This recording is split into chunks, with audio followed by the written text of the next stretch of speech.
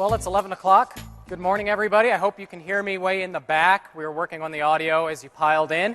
I'm going to go ahead and get started. We have a lot to cover today. This session is SPC 219, What's New for IT Professionals in SharePoint Server 2013. I'm Bill Baer. I'm a Senior Product Marketing Manager in our SharePoint product group. I focus on the infrastructure aspects of our product on a day-to-day basis.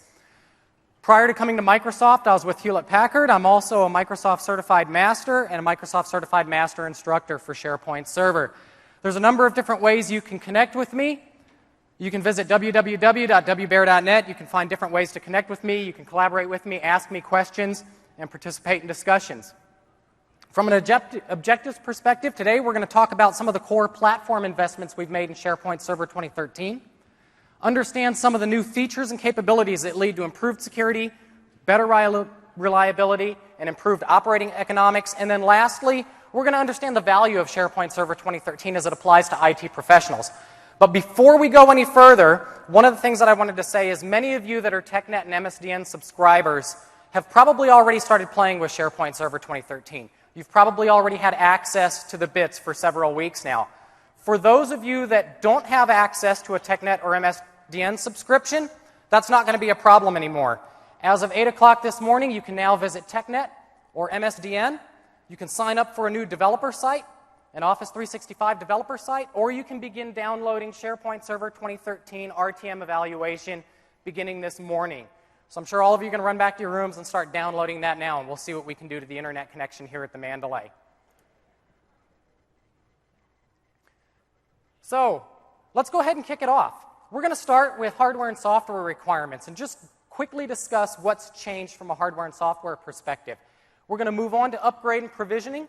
We're going to talk about some of the new service applications and the service application framework on which they reside. And then lastly, we'll talk about some of the improvements we've made around performance and reliability. For those of you that are at the keynote, you got to see a couple of those today throughout the keynote. So let's move into hardware and software requirements. From a hardware perspective, things look a lot like they did in SharePoint Server 2010. A single server, if you're using the integrated or standalone database, you're looking at 8 gigs of RAM, the same 80 gigs from a system drive perspective, and a quad-core processor, 64-bit only. If you're doing development environments or you're performing evaluation, obviously you're going to have more services provisioned. You're going to want to run more service applications. You're going to require more RAM in order to do so, substantially more than just a single server environment. And then lastly, from a web and application server perspective, so servers within a farm topology, you're looking at 12 gigs of RAM, the same 80 gigs system drive space, and the same single quad-core processor requirement. From a prerequisite perspective, it looks a lot like it did again in SharePoint Server 2010. The key changes are we no longer support Windows Server 2008. The minimum requirement is Windows Server 2008 R2 with Service Pack 1, or alternatively, you can use Windows Server 2012. Some of the new prerequisites that you'll find when you run the prerequisite installer is the Windows Management Framework 3.0. Effectively, what that provides is support for Windows PowerShell 3 and all of the benefits that come along with it. So you can think about some of the capabilities, such as persistent PS sessions, one inside of Windows PowerShell 3.0. Also, the ability to schedule jobs directly through PowerShell is another improvement from a 3.0 perspective. .NET Framework 4.5. Windows Server App Fabric, in-memory distributed caching. You saw a lot of the social capabilities that Jeff talked about this morning. And you saw how fluid and dynamic the UI was as it responded to changes in the news feed. And he performed some of those capabilities, such as app mentions and hashtags and filtering and sorting. Much of that is provided by App Fabric caching. For those of you familiar with it, in the past it was delivered under the code name of Velocity Cache on MSDN. And effectively what it does is it fuses memory across all of the machines and makes them available to the farm in order to make those operations, particularly in the social space, more rapid. And it applies to other caches as well, such as the last modified time cache and the login token cache. We also have support for information protection, so the information protection and control client. And then lastly, WCF data services, so for the creation and consumption of OData services over the web, which is an improvement from a business connectivity services perspective. On the database server side, the same applies as it did on the operating system side. So we no longer support SQL Server 2008. We support SQL Server 2008 R2 with Service Pack 1 as a minimum requirement, and alternatively, you can use SQL Server 2012. From a deployment perspective, a couple of things have changed. We no longer support workgroup installations. You can do a domain controller installation, but it's supported from a development perspective anyway. We don't want you doing that in production environments. From a client OS installation perspective, in SharePoint Server 2010, we allowed you to install SharePoint on client operating systems such as Windows 7. With SharePoint Server 2013, we no longer allow you to install on a client operating system. We actively block those installations. The alternative in that scenario is you can use Hyper-V with Windows 8. Some of the demonstrations you're going to see today, I'm running off of a laptop that's using Windows 8 and Hyper-V, and I'm running my VMs within that. So that's an alternative to the client operating system support change. Dynamic memory and virtual machines, we didn't support it in 2010. We don't support it in 2013. And then lastly, Windows Web Server. We've dropped support for Windows Web Server. So let's go ahead and get into upgrade and provisioning. We're going to move fast today in order to try to get through all the content. Upgrade and provisioning, what's changed? Let's go ahead and start with system status notifications. As Mikkel was on stage today, one of the things that she pointed out was the only thing that separated the 2013 site from the 2010 site was the ribbon across the top of the page. That ribbon apprises site collection administrators of users of a number of different activities. One, whether or not there's an available upgrade for that particular site collection. Two, if the site collection or its host database is in read-only mode, users will be apprised through the system status notification. And lastly, from a scheduled maintenance perspective, there's also scheduled maintenance notifications. So under circumstances where a user is upgrading a site collection, that's triggered as a maintenance event, and the system status notification will change accordingly. You can also tap into system status notifications, and you can add your own help links and some other information to those. And I'm going to show you an example of adding your own help link. From an upgrade perspective, what enabled all of the backward compatibility that you see today that Mikkel discussed in the demo? What allows you to run code compiled specifically for SharePoint 2010 in SharePoint 2013 without having to recompile that code? What allows you to have that deep backward capability to enable you to have site templates and features related to 2010 that reside inside of a 2013 content database? The key improvement that we've made, or the key change that we've made to upgrade functionality, is we've separated the aspect of schema and site collection upgrade. What that means from an IT pro perspective, when you attach your content databases to SharePoint 2013 for upgrade, the only thing we're going to upgrade by default is the schema.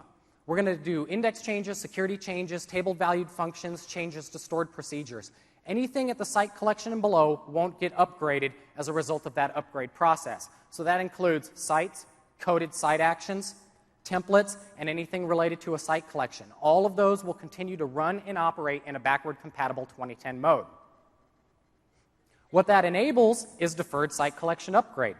The ability to defer the upgrade to the end user as opposed to performing the upgrade as IT. Many of you may not want to do that. Many of you may want to control the aspect of upgrade on behalf of your users. It doesn't mean we've taken the capability away from you to do that.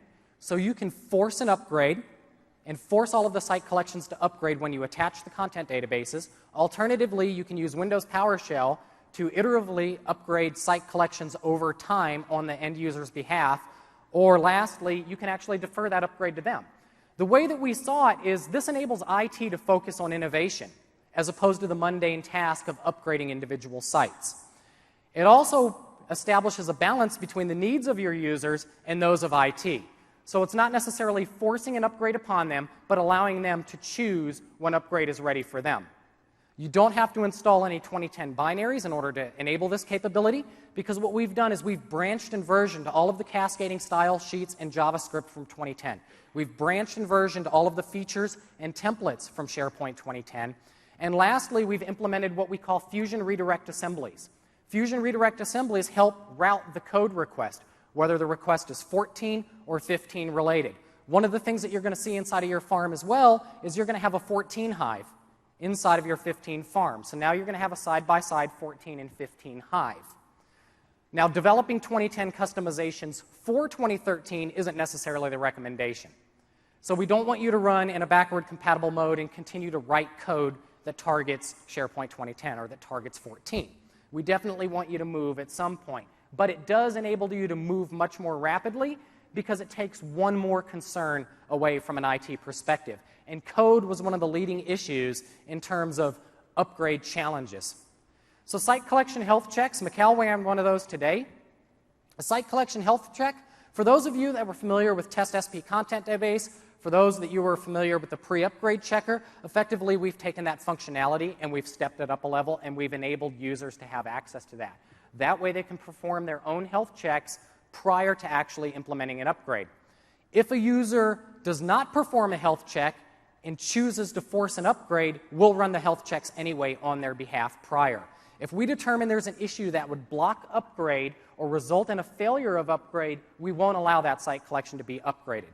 So the site collection health checks not only provide some self-service capabilities to the users, but they also serve as a stopgap for us to ensure that users won't upgrade site collections in the event that a health check fails. So what we're going to do real quick is we're going to switch gears. We're going to go to a quick demo. Those of you at the keynote saw exactly what that was today. So what we have here is we have a site collection on the screen. It's another Contoso Pharmaceuticals. It's our favorite company here at Microsoft that we like to talk about. As you can see, we have the ribbon up at the top that enables us to allow the site collection administrator to know that an upgrade is available for them. So what we're going to go ahead and do is we're going to do what Mikal did this morning. We're going to go to Site Settings. From Site Settings, we're going to scroll down, and we're going to find our way to the site collection health checks. We'll run a health check, and it should find a number of issues that we should address, such as the video content type. Obviously, we have new digital media content types inside of SharePoint 2013 that will conflict with the SharePoint 2010 video content type. This is a warning. So as you can see, there's checks that ran successfully, and there's checks that generate a warning. So you can think about it like a stoplight to some extent. You're going to have greens, which is all good. You're going to have oranges, which indicate that there's a problem, but it's not necessarily going to prevent an upgrade, which means it can be addressed prior to or following the upgrade. And lastly, you may see a red bar. Anything that appears in that red bar would block a successful upgrade and won't allow the upgrade to process. So I'm going to go ahead and go back to Site Settings real quick. We'll scroll down, and we're just going to go through Site Collection Upgrade. So we'll click Upgrade this Site Collection. We'll do the same thing we did this morning and click I'm Ready. And what you're going to see is the upgrade is going to run. It's going to generate a number of warnings, largely related to my customization because I've branded my site. So I've made some changes to the master page. I've separated them from their definition. They need to be reset. And the other problem, obviously, is our content type that we need to address once the upgrade is complete. And again, what enabled this capability is the fact that we've separated site collection and schema upgrade. So while this upgrade runs and completes itself, we can go back to the home page, and it's as simple as that. So basically what we've done as a site collection administrator is we've run an upgrade on the user's behalf. If you paid attention to the top of the screen, you saw that that system status bar notification changed. It said, we're performing maintenance on the site right now. Please bear with us. There may be some glitches. At the end of that statement, you saw a More Information link. You can use Windows PowerShell to create your own More Information link. So as users are upgrading their site collections or site collections are being upgraded on their behalf, you can inject your own statement into those system status notifications to link to your own content. So from an adoption perspective, perhaps you have specific collateral or IP that you'd like to share with users about how to use SharePoint 2013. Perhaps you have some known issues surrounding upgrade that you would like to direct them to. As the site collection upgrades, they can click on that link, and it'll take them to that IP or that collateral as long as it's a URL that's accessible. So that's one of the new things that we've done from an upgrade perspective. So coming back to the slides real quick as we move on, we've also enabled evaluation site collections. What if a user is not ready to upgrade to SharePoint Server 2013 right away? What if they have concerns about upgrading their production content? They don't necessarily want to commit to an upgrade because they know there's not necessarily a rollback short of restoring the database, which obviously, as we all know, impacts all of the users within that particular database. So what we decided to do is create evaluation site collections. What's an evaluation site collection? A user now, through the upgrade process, they don't have to click that I'm Ready button. They can click the Let's Hold Off button, or they can click the Try It Out. And basically what Try It Out does is it creates an evaluation of the site. That evaluation site collection is a copy of their production site collection, and it uses one of two technologies in order to facilitate that operation. If you're running an edition of Microsoft SQL Server that supports snapshotting, we take a snapshot of the production site collection, we copy it, we upgrade that snapshot, and then we append the URL with -eval. So if their site was http foo/sites/site1, their eval site will be foo/sites/site1-eval. At the very top of the page in their evaluation site collection, they're going to see something as well, system status notification. That system status notification is going to apprise them of a couple of things. One, that it is an evaluation site collection. It is not their production site collection, and they shouldn't make any changes to it in terms of uploading content. This is purely for them to validate that the upgrade won't significantly impair their site once they actually perform the upgrade. The other thing it's going to do is it's going to have a countdown. Evaluation site collections aren't perpetual. They can be if you want them to be, but they don't have to be. By default, they live for 30 days. We have timer jobs that run that not only create the upgrade evaluation site collection, but will also delete the upgrade evaluation site collection. If a user commits the production content to upgrade, the evaluation site collection that it's based on will go away as well. And then one last thing about evaluation site collections is the other method that they're created is if you're running an edition of Microsoft SQL Server that does not support snapshot technology, we divert or we fall back to backup and restore. So we use our native backup and restore APIs in order to back up the site collection, restore it, and then upgrade. The challenge with that, obviously, is during that operation, the production site collection will be in read-only mode as we take the backup and restore it in order to perform the upgrade as an evaluation site collection. That does not apply in snapshots. So let me go ahead and flip back to the demo real quick, and we'll take a look at what it looks like from a user's perspective. So here we have another site. It's in a backward-compatible 2010 mode. We're going to go ahead and go back down to site settings. We're going to scroll to site collection upgrade. And there's a button that says try a demo upgrade. They click on the button that says create an evaluation site collection, and they're going to get a notification that says we've received your request. It may take 1 or 2 days in order for us to process it. The reason it says it may take 1 or 2 days is because the creation of the evaluation site collection is based on a timer job. That timer job scheduled interval by default is related to this message. So that's why it says it may take a day or two. You'll also receive an email as a site collection administrator as soon as the evaluation site collection becomes available, as well as its URL.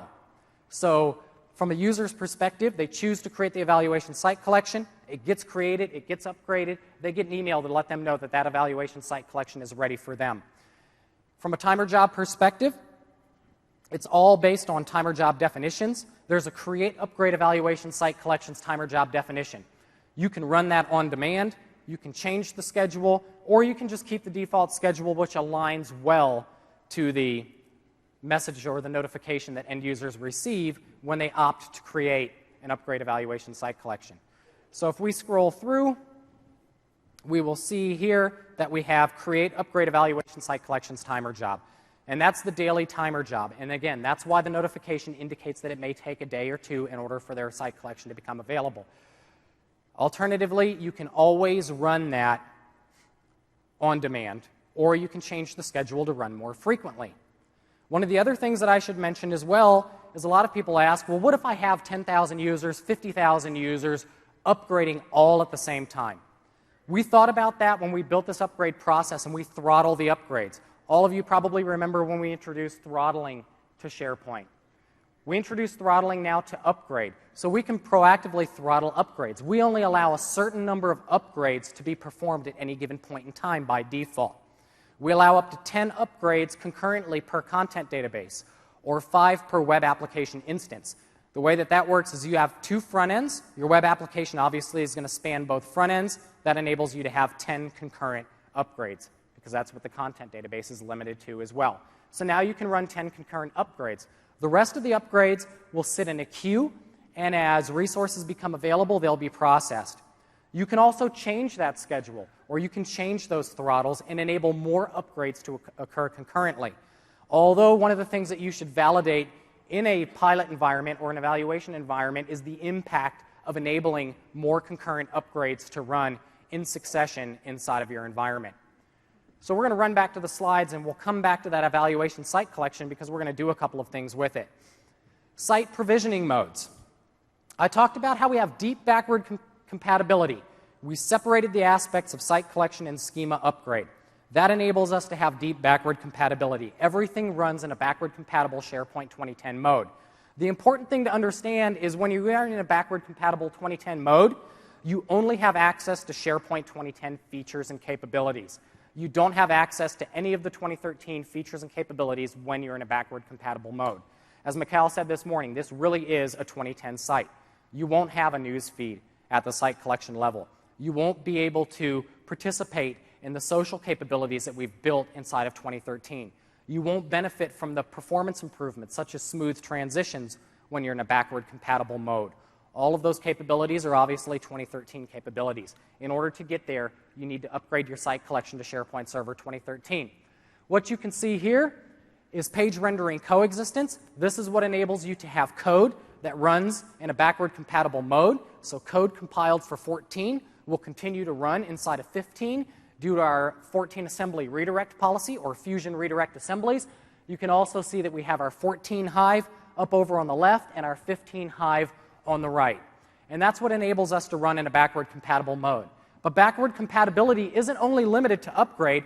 Backward compatibility also extends to site provisioning. You can provision backwards-compatible sites in Windows PowerShell, or you can alternatively provision a Windows or a backwards-compatible site inside of central administration. So if you have a need to continue to run in a backward-compatible mode for any specific length of time, perhaps you're concerned about user adoption because the UI changes. Perhaps you're concerned about, from a code perspective, you're not ready to upgrade your code. Your developers don't have time, but you would like to move the infrastructure. You would like to be ahead of the game. You can force users to create sites in two modes, effectively. In 14 mode, which means they can only create 2010 sites inside of the 2013 environment. You can enable the creation of only 2013 sites in the 2013 environment. Or lastly, you can create sites in what we call a mixed mode, which is basically allowing the user to choose which version of a site collection they want to create. So in this example, I can create one called Hello. And we can scroll down and give it a URL. And one of the things that you're going to see is an experience option. You're going to get a drop-down for the experience. In this particular mode that I'm running this environment in, I'm allowing people to do both. I'm allowing them to create 2013 sites as well as 2010 sites. You'll notice when I filter to 2010, and let me just scroll down so you can see this.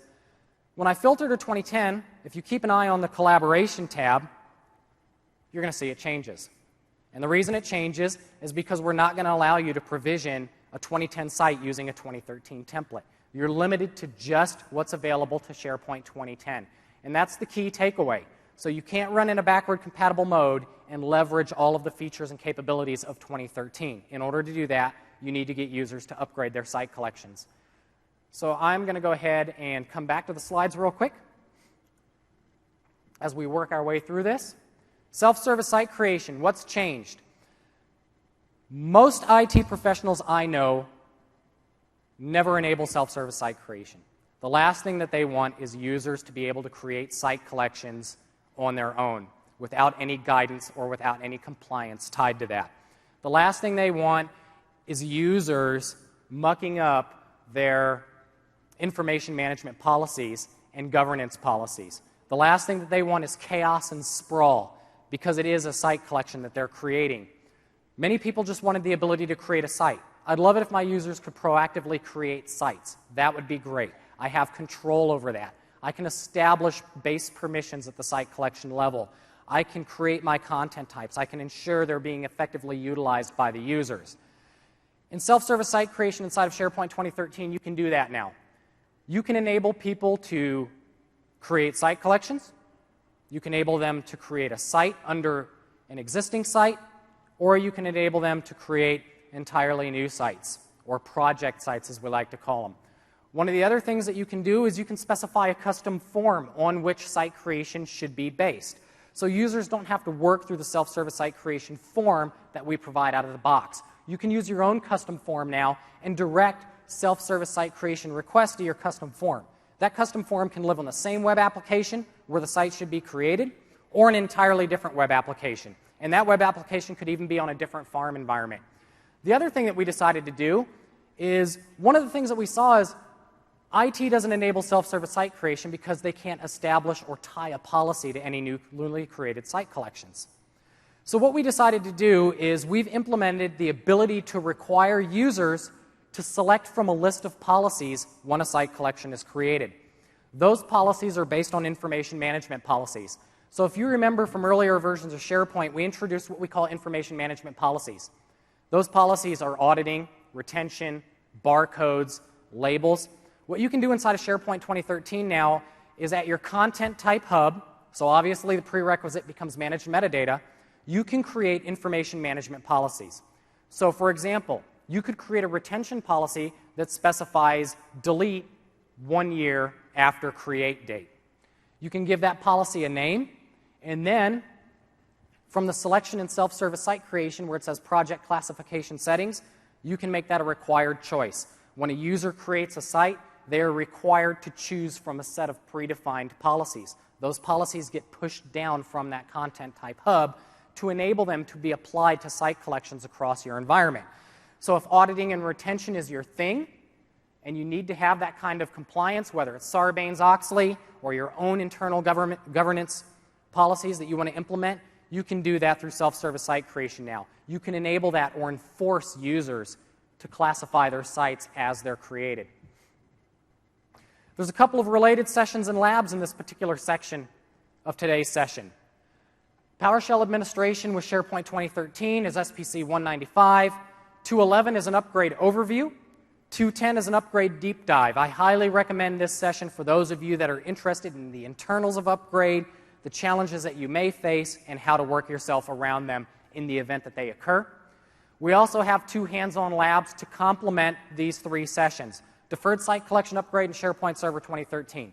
So if you want to walk through the aspects of creating an evaluation site collection via Windows PowerShell or through the user interface, you want to create an evaluation site collection through the UI from an end user's perspective, or if you would like to learn more about what's new in PowerShell 3, or PowerShell may just be new to you as an IT professional, I highly recommend these 2 hands-on labs and these 3 sessions.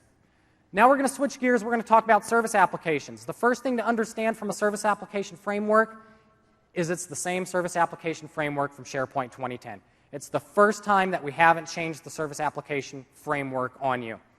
In SharePoint Server 2003, you had your profile database. In SharePoint Server 2007, we shifted to a shared service provider model. In SharePoint Server 2010, we shifted to a service application model, which provided the ability to consume service applications a la carte, but also delegate permissions to those particular service applications to enable other people to administer the aspects of those service applications, such as search. This is the first release where we felt like we found the right balance in terms of the flexibility to provision a la carte, the flexibility to develop your own service applications as an ISV, and lastly, the ability to delegate. So we retain that same service application framework, which is good news because it helps facilitate a smoother upgrade process because you're moving from apples to apples, this time from a release perspective. What's new is the user profile service. We didn't do a whole lot here because it worked well. Yeah, I hear a bunch of... Obviously, some of you may have had challenges with it. So let's talk about what we did. The first thing that we heard from all of you in the room is, I want my old profile import back. I do not want to use Forefront Identity Manager. I want Active Directory import back. All I care about is unidirectional synchronization. I'm not doing bidirectional. I'm not writing back to the source. I just want to consume profiles from Active Directory or from some other source. So we call it the 3-legged stool. We give you 3 things. 1, you can actually provision user profile service without having a PhD. You can do it through the UI now. You don't have to change permissions. That's one of the big things. So for 1, we don't have this complex set of guidance to where you have to elevate the permissions of a service account, provision the service application, de-elevate, go to Active Directory, and ask your identity guy to elevate the permissions or change some of the access that a service account may have. It just works out of the box now. It's click, click, click. You have a user profile service application. That's providing you use the FIM method. If you look down here in the list, you also see Use SharePoint Active Directory Import. What is that? Think SharePoint Server 2007 and earlier. how you imported identity. You pointed it at a source, and it consumed. It's back. We brought it back in 2013. So the FIM approach stays. The 2007 and earlier approach comes back. And lastly, what if you don't care about an identity manager or you have your own identity manager? That's the ability to implement an external identity manager from a user profile perspective. The next thing in user profiles is the user profile replication engine. So you have multiple farms. You need to be able to take data or information about your users and replicate it across either separate geographics or maybe just 2 data centers. The only way really to do that was the user profile replication engine. We shipped it as part of the SharePoint administration toolkit, which we update frequently. And again, I'm being facetious. I think we updated it once. One of the challenges with that is shipping it as a toolkit component is it didn't get the engineering attention that it deserved. So people took a dependency on it, and we heard you when you said you took a dependency on it. We heard you when you said your production implementation or your disaster recovery scenario is dependent on the user profile replication engine. Unfortunately, again, it was a piece of code shipped with an administration toolkit.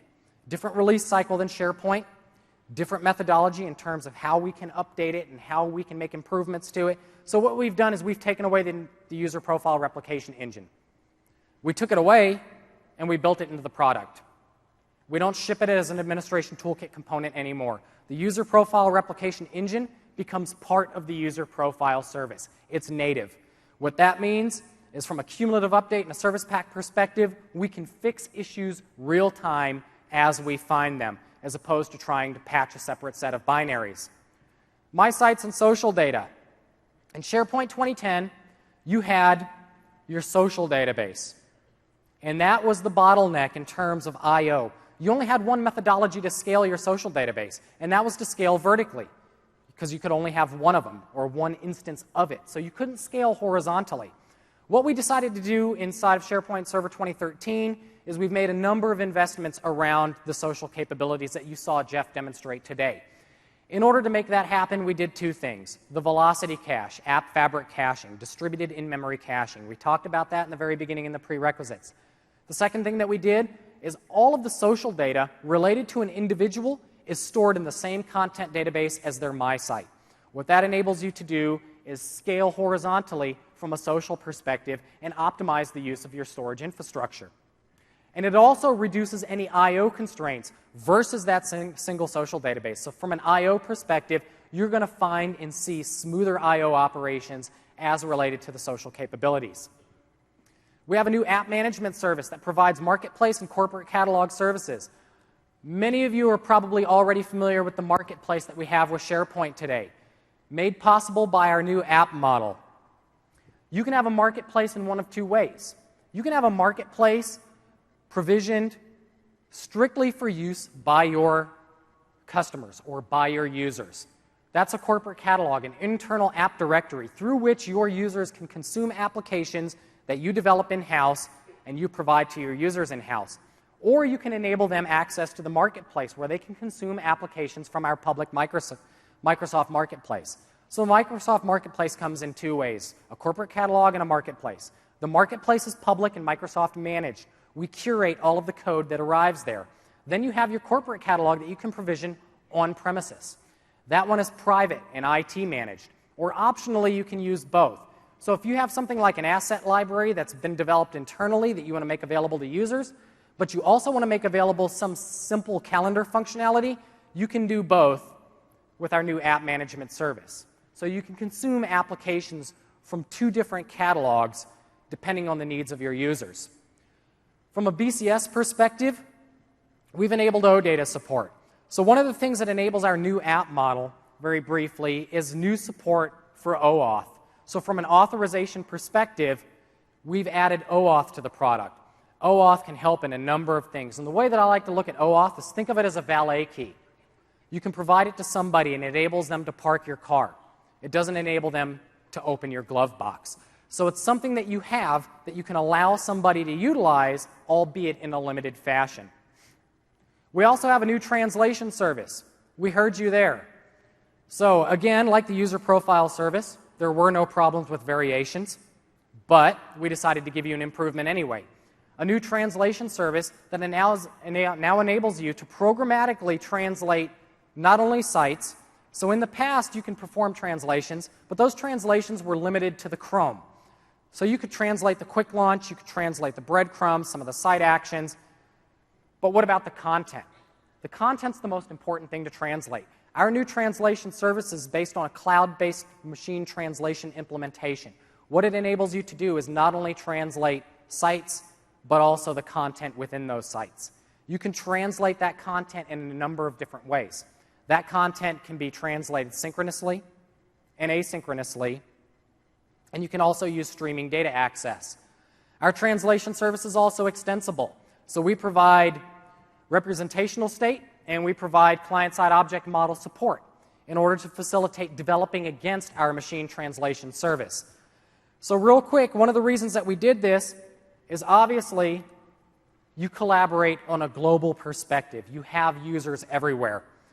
In many cases, you want to be able to share a document with an individual, but you don't want to incur the expense, time, or effort of having somebody localize every piece of content so you can collaborate with your partners in other countries. Sometimes it may be a specification. So it may be something simple that changes over time, and you can't afford to continuously localize that content. So what we've done is given you a machine translation service to enable you to quickly translate content on the fly. So what we'll do is we're going to click on this proposal for Humongous Insurance, and it's going to load in the Word web app. Once this loads in the Word web app, we can do a number of different things with it. So, as we can see, we have the document here. We'll let it load. You can see that the document's in English. There's the footer, the table of contents, and let's just scroll down and allow a page to load before we actually perform translation against it. So this proposal, perhaps this proposal is fairly dynamic. It changes over time. It changes on a weekly basis. I'm making iterative updates to that document, but I want to be able to share it with my counterparts and my peers in order to have them collaborate with me. So what I can do is very easily as a user, click on the Translate button, and I can say, I want to go ahead and translate this into Indonesian. Click OK. What it's going to do is it's going to send that document to a machine-based or a cloud-based machine translation service where the actual translation is performed. It's going to come back to me, and the document is now in Indonesian. So as you can see here, we're working with the same document. I can scroll through. The table of contents has been translated. And if I continue to work my way down and allow it to load, the content's been translated as well. At the top of the page, system status notification. One more time. They're pervasive throughout the product. That enables a user to know that they're working with a translated document. So we're going to take away some functionality. Because we performed a real-time translation of a document, we don't want them editing it in that language. So they will see that at the top of the screen, and they can always revert back to the original. It's fully extensible. You can build into it. You can build apps that consume its functionality. Again, it is machine translation. That means it's not perfect. From a perfection perspective, you're going to lose context. Machine translation is all about taking one word in one natural language and converting it to its corresponding word in another natural language. So to some extent, you lose a little bit of context. If we come back to this example, I love SharePoint might make sense in English, but from a contextual perspective, if I just write it out that way in any other language, it may not make sense. But the person receiving it understands the message that I was trying to relay to them. And that's the point of machine translation services in SharePoint 2013. We also have a work management service. Jeff talked about our work management service a little bit this morning. Basically, what it enables is task aggregation. The way that we like to think about it is a task is a task is a task no matter where you create it. If you create it in Outlook, it's going to get replicated to SharePoint. It's going to be available in SharePoint. If you edit it in SharePoint, it's going to get replicated back to Exchange or Project or any other work management server that you may choose to tie in to our work management platform. So at the end of the day, a task is a task is a task. No matter where you create that task is pervasive, and it's going to show up in our other service applications. So it's task aggregation at the end of the day that works across our work management systems. We also introduced a new PowerPoint automation service. In our past release, we had Word automation services, which allowed you to perform file conversions against Word documents. Perhaps you wanted to take a Word document and convert it to HTML or some read-only format, such as PDF. You can do that with PowerPoint now. It's based on the same Word automation services or WAS architecture.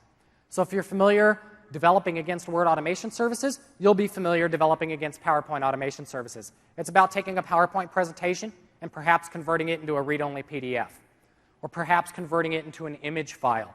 Maybe the person receiving the file doesn't have access to PowerPoint. Maybe you want it to be read-only, or maybe you want to present it just as a series of images. You can do that through automation now. Here's one of my favorite things. You're going to learn a little more about this week.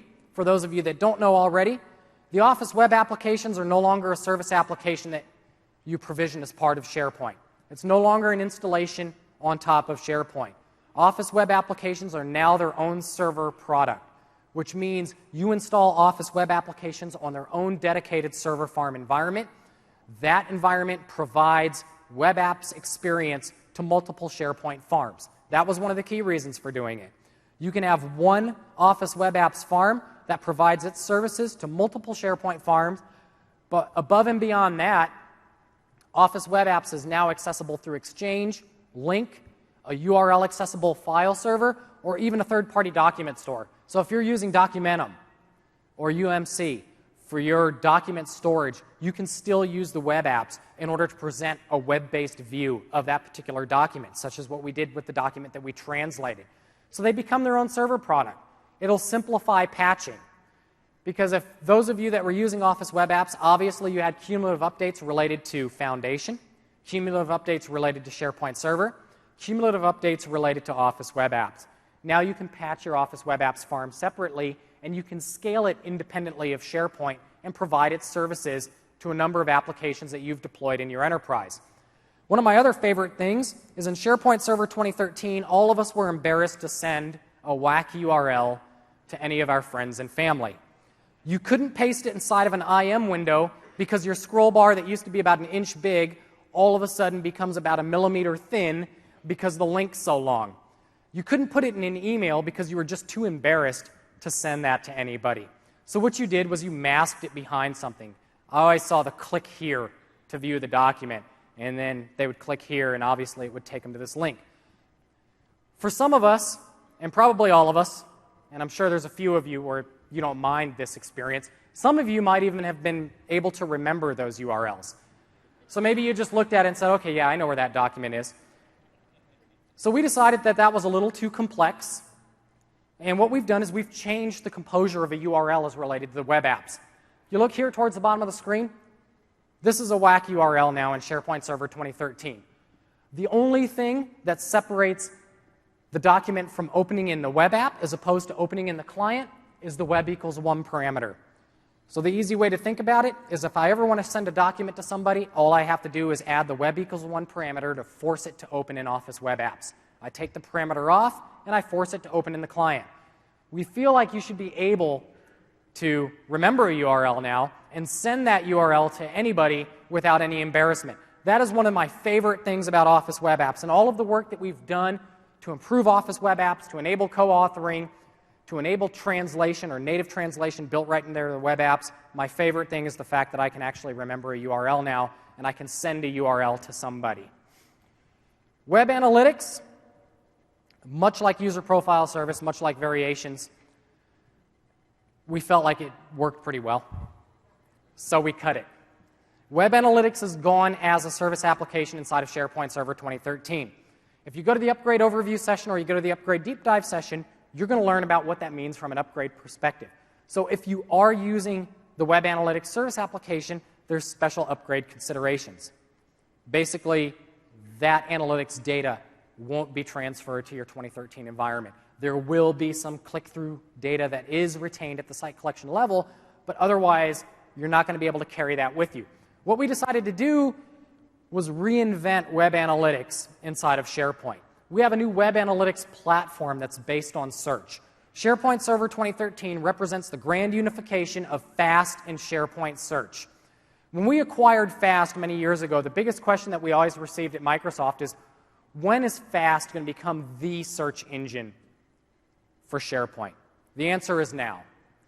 SharePoint 2013, we've unified FAST and SharePoint Search to make that the experience for our users.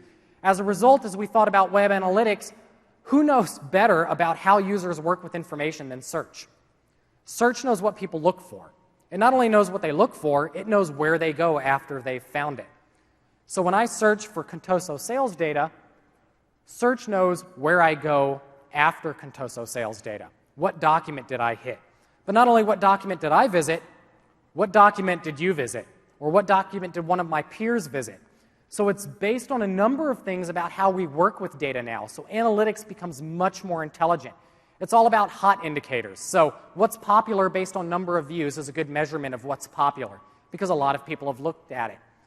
Is it because people are looking at it because it's the first search result? Or are people looking at it because it's the best search result? And that's why we decided to build analytics on top of search. That enables us to not only base it on number of views, but also the number of unique users to a particular view. So we can start to correlate data and build a better analytics experience.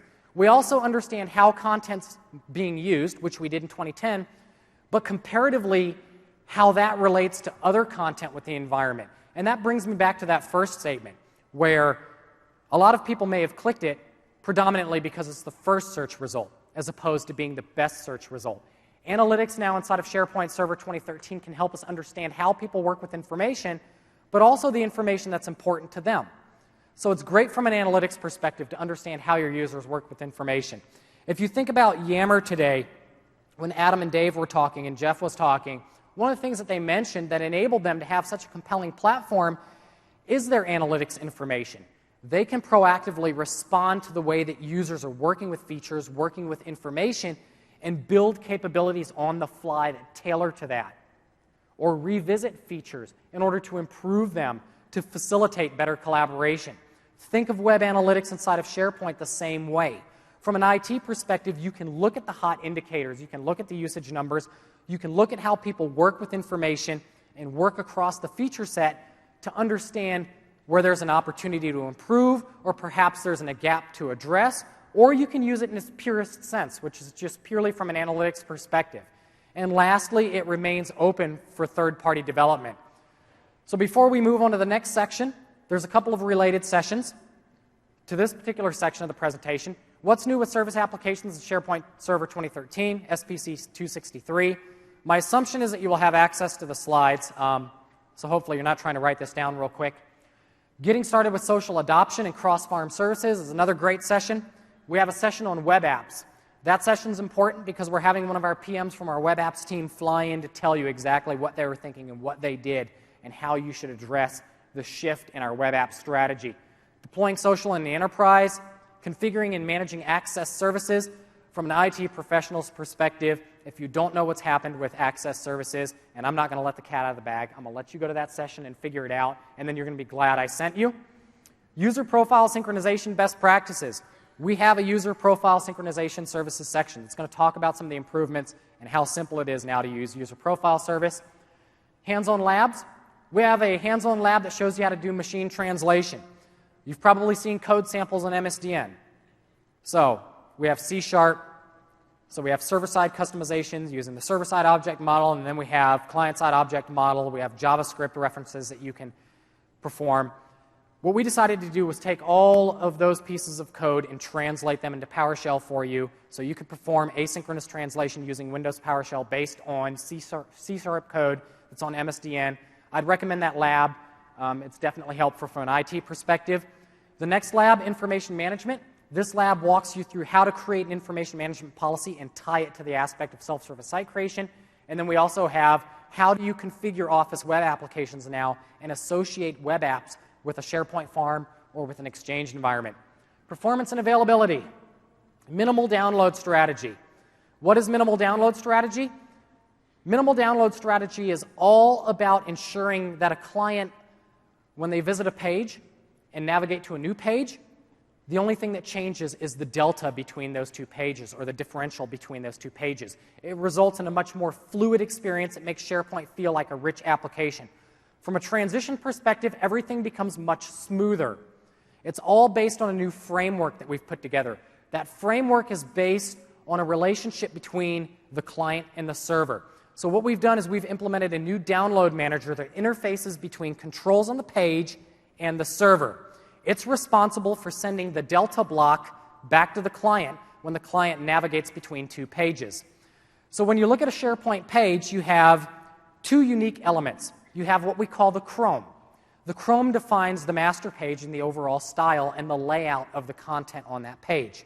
The easiest way to think about the Chrome runs across the top of the page and down the side, the quick launch menu and your ribbon across the top of the page. The remainder of the page is composed of what we call the content area, where the actual content resides. The Chrome will always remain static as users navigate now due to minimal download strategy, and only the content area gets updated. You can enable it and disable it. So from a customization perspective, if you haven't built your customizations in line with our new minimal download strategy, what's going to happen is we're going to fall back to what we call a classic fully rendered page. A classic fully rendered page is the page reloads every time you navigate. Home to shared docs to some list to another list. Those are page reloads. Mikhail talked about how we've implemented 40% more efficient use or more effective use of your bandwidth. We do that by not reloading an entire page on every request. So what we can do real quick is we can change gears from minimal download and just take a quick look at some of what minimal download looks like inside of the browser. So I'm going to go ahead and come to this site. What I'm going to do is I'm going to go from the home page to the sales data list. Watch the Chrome, and again, the Chrome is represented by the top of the page running across where the ribbon is, as well as the branding, and it also runs down the left side of the page where the traditional quick launch menu is. The remainder of the page is composed of the content area. So if you keep your eye on the Chrome and you keep your eye on the content area, as I transition across, you're going to notice how smooth that transition is as I work my way into the sales data list. There was no Chrome refresh, and there was no flicker. The other thing that minimal download does is every time you sorted or filtered something inside of SharePoint Server 2010, what happened? The page flickered. The entire page reloaded every time. If you branded that page to any extreme, so in SharePoint Server 2010, your average page size was 1.1 meg anyway when a user visited. So if you branded that and added some customization to that, perhaps you added some imagery, or you have a very deep cascading style sheet, so you've done some branding work, that just means more for the client to pull. So the pages are bigger and bigger. So every time you have to reload, when you sort or filter a list, you have to download data. Now when I sort, I can say Europe, keep an eye on the list, on the country column. I click Europe, and it filters in the browser.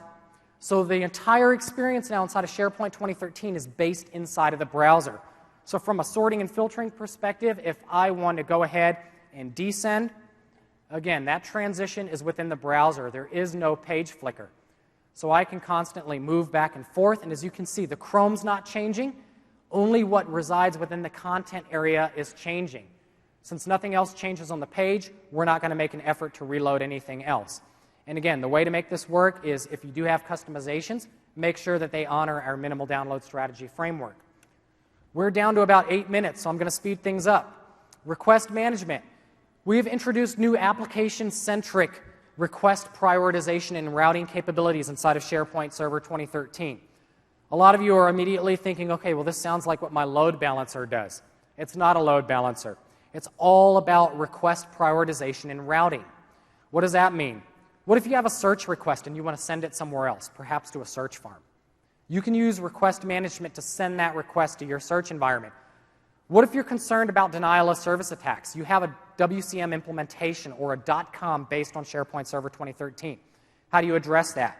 You can block unknown or bad requests, or known bad requests can be blocked from ever arriving inside of your environment. You can take the details about any request that arises or arrives inside of your SharePoint environment, and you can send that request somewhere else. You can block that request, you can throttle that request, or that request can be transitioned across machines based on the new health weighting scheme. So when you install SharePoint Server 2013, we establish a health weight. All of your machines have a health weight associated with them.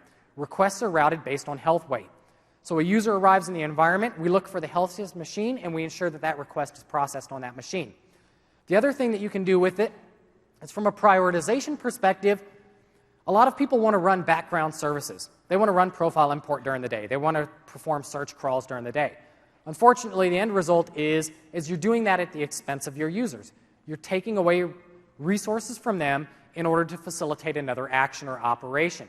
So if you do have background services, you can prioritize how requests are handled, which means I want to give favor to my user's request as opposed to this background service. So I always want to ensure an optimal user experience. So I'm not doing things at the expense of my users. I'm actually bringing them closer to my farm. We have our cache service. The cache service is based on the velocity cache. It provides in-memory distributed caching. Again, we fuse memory across machines, we bring it together, and it enables our social capabilities. It enables capabilities around caching of tokens. So from an affinity perspective, your load balancer need to have affinity. From a federated auth perspective, because the fed auth cookie needed it, now you can use the token cache, and you don't necessarily need that same layer of affinity. You can only use the version of App Fabric that we ship with SharePoint. You can't use your own version of App Fabric. You can't download it from Windows Server and install it. You have to use the version that we ship. The other thing I'm going to show you is shredded storage. Mikhail talked about the differential today. Everybody knows what happened inside of SharePoint Server 2010. You had a 10 meg PowerPoint presentation. A user downloaded it and created a version by adding 1 meg of content. They saved it. What would happen is we would send the differential from the client to the server. That was implemented by our Cobalt protocol, or file synchronization via SOAP over HTTP. So only the delta was sent between the client and the front end. The front end subsequently requested a copy of the full file from the database server and merged the change that the user made inside of the web server and then wrote it back to SQL as a new full file. So now you have the 10 meg v1 and the 11 meg v2, and so on. So a version was really a copy of the file inclusive of its change. The penalty that you paid every time you updated a file was effectively like 2 reads and 2 writes. So now we make more efficient use of I/O. We smooth out the I/O operations by sending the delta to the database server, because a version becomes a version becomes a version. So I'm going to try one more demo. In interest of time, I'm going to make it super fast. I'm going to come back over here to my front end, and I am just going to close a couple of things. I put together a little utility that monitors a stored procedure. So what I'm going to do is I'm going to open up this slide. Oh. Awesome. You guys caught it. So I'm going to go ahead and open a presentation. Let me authenticate real quick. And then I promise after this we've got about 4 more slides. We should be able to make it. So I'm going to have a presentation open. I'm going to go ahead and scroll to the very bottom of this presentation. And I'm going to add a new slide. What we have here is a 7.78 megabyte PowerPoint presentation that I've added a new slide to. That slide's probably somewhere around 248-ish K. So I'm going to go ahead and establish a baseline on my SQL server so I can show you what the end results are. So I'm going to put in my database server's name. And what it's going to do real quick for me is it's just going to prepare a baseline. What I'm looking at is I'm looking at the log file. I have no other load against this environment. I have no other users actively collaborating. So I know my log should effectively be fairly static. So once I have a baseline available to me, what I can do is save the file. And I'm going to save it back to SharePoint. I have versioning enabled on the document library. Let's go ahead and look at the size of the file that got written to SQL Server. 208 kilobytes was written to SQL Server.